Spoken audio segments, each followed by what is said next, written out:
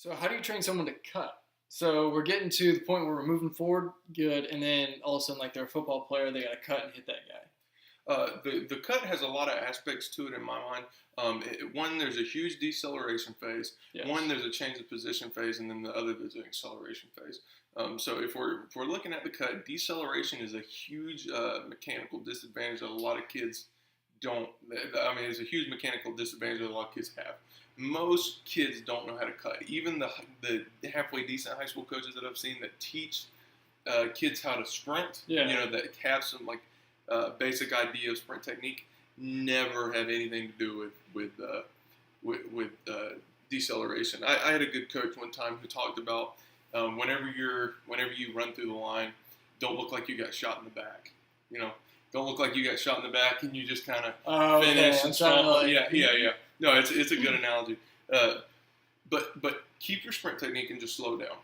Right, that's one thing we have to think about, and then so that's one thing. That's a controlled deceleration and a forced deceleration. Like whenever we're going into a cut, where you have to quick steps. You have to go from 60 to 5 very quickly. Yeah, there's a lot to be said there, and being able to sink down the hips, be able to keep those steps light but firm, and going into that phase. So one thing I'm going to work at is drilling that a lot and making sure that technique is good there, and that they have the required strength to be able to do that safely.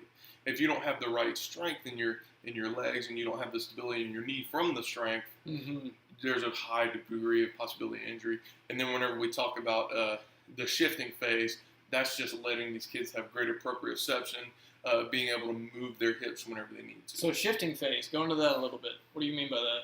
So shifting phase is whenever we're so if I'm coming into a cut at this angle and I need to go back at this angle, I'm going to be able to come in, stop, and open up and go. Okay. And a lot of kids get this really bad step over kind of deal where they just kind of step over their own. They foot. almost cut on the inside foot. Yeah. Cross. Yeah, and so a lot of what I do is reteaching kids how to.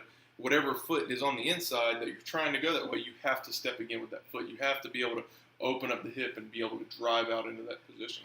Okay. Yeah. So if I'm going this way, and I have to cut back this way, I'm going to plant with my outside foot here, and then I'm going to open up my hip as I drive off of my inside leg. Okay. Now, what do you think about one thing I always found was interesting was training sprinting backwards helped me with my cutting.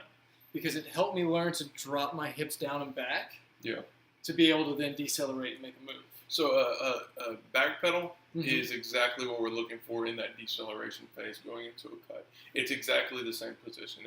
It's hips down, chest forward, short choppy steps. It's literally the same motions.